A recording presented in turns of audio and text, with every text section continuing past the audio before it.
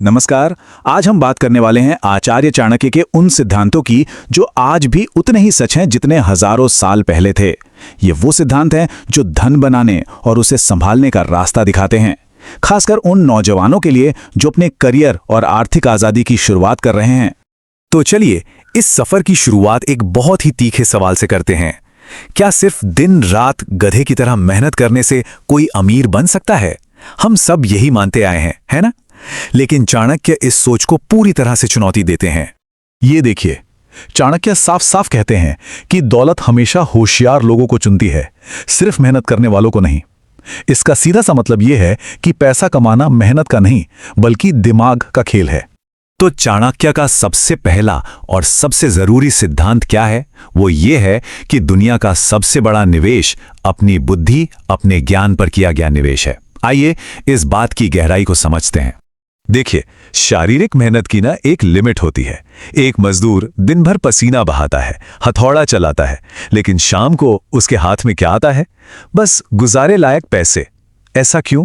क्योंकि असली दौलत तब बनती है जब आप अपने दिमाग का इस्तेमाल करके दूसरों से काम करवाते हैं। तो ये है पहला और सबसे सुनहरा नियम। अपने दिमाग में निवेश कीजिए। अपना समय, पैसा और पूरा ध्यान लगातार कुछ नया सीखने में लगाइए। याद रखिए, सीखना ही कमाना है। जिस दिन सीखना बंद, उस दिन कमाना बंद। अच्छा, तो एक बार जब दिमाग तेज हो जाए तो अगला कदम क्या है? अगला कदम है उन मौकों को पहचानना जिनसे पैसा बनता है। और ये मौके ये कभी भी सीधे साधे तरीके से नहीं आके। चाणक्य कहते हैं कि अवसर कभी दरवाजा खटखटा कर नहीं आते, वो हमेशा भेस बदल कर आते हैं। वो अक्सर देखने में कुछ ऐसे लगते हैं जैसे ऑफिस में कोई बहुत बड़ी मुश्किल आ गई हो। ज्यादातर लोग तो उससे बचकर निकल जाते हैं, लेकिन जो उसे सुलझाने का बीड़ा उठाता है वही असल में आगे बढ़ता है। या फिर किसी बड़े की डांट या आलोचना की तरह। कई बार नेगेटिव फीडबैक में ही तरक्की का राज छिपा होता है। जो इन छिपे हुए अवसरों को पहचान लेता है वही आगे चलकर करोड़पति बनता है। अब बात करते हैं उन दो सबसे जरूरी चीजों की जो पैसा संभालने के लिए चाहिए: समय पर काबू और खुद पर काबू।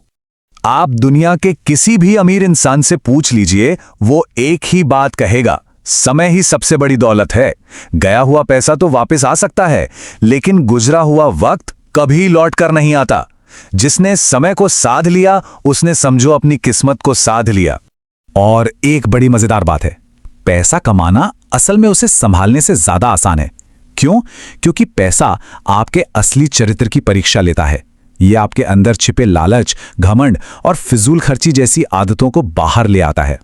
तो चलिए एक सीधी सी तुलना देखते हैं। एक तरफ वो आदतें हैं जो दौलत को खा जाती हैं और दूसरी तरफ वो जो उसे बढ़ाती हैं।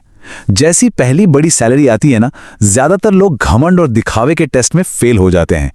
असली तैयारी तो ये है कि जब करोड़ों आ जाएं, तब भी इंसान वैसा ही रहे जैसा वो पहले था।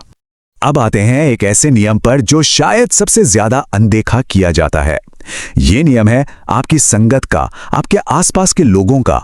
ये कहावत तो सुनी ही होगी कि आप उन 5 लोगों का औसत बन जाते हैं जिनके साथ आप सबसे ज्यादा वक्त बिताते हैं। ये बिल्कुल सच है। अगर आपकी दोस्ती आलसी और नेगेटिव लोगों से है तो आपकी सोच भी वैसी ही हो जाएगी। लेकिन अगर आप कामयाब लोगों के साथ उठते बैठते हैं तो आपका दिमाग भी ऊपर उठने लगता है। और अब आते हैं सबसे प्रैक्टिकल और शायद सबसे मुश्किल सबक पर। जो पैसा आपने कमाया है उसे बचाएं कैसे, खासकर तब जब आपके अपने ही आपसे पैसे मांगने आ जाएं। इस बात की गंभीरता को समझने के लिए आइए विष्णुदास की कहानी पर नजर डालते हैं। वो एक व्यापारी था जिसने अपनी पूरी जमा पूंजी एक रिश्तेदार को उधार दे दी। उस रिश्तेदार ने सारे पैसे अय्याशी में उड़ा दिए और बेचारे विष्णुदास का परिवार भूखा मरता रहा। उधार एक दीमक है जो अच्छे से अच्छे रिश्ते को अंदर से खोखला कर देता है। तो सवाल उठता है कि करें तो क्या करें? चाणक्य इसके लिए 5 कदम बताते हैं जो आपके पैसे और रिश्ते दोनों को बचा सकते हैं। पहला कदम, समय की ढाल। कभी भी फौरन हाँ या ना न कहें। 24 घंटे का समय मांगे, फिर सवाल पूछें कि पैसे लौटाने का उनका क्या प्लान है। ये छोटे छोटे कदम आपको आसान शिकार बनने से बचाते हैं और सामने वाले की नीयत भी साफ कर देते हैं। और आखिर में खुद से ये सवाल जरूर पूछिएगा, अगर सिर्फ पैसा ना देने की वजह से कोई रिश्ता टूट जाता है तो क्या वो रिश्ता कभी सच्चा था भी? ना कहना स्वार्थ नहीं है, ये आत्मसम्मान है। और याद रखिए, खुद की रक्षा करना ही परिवार की रक्षा करना है।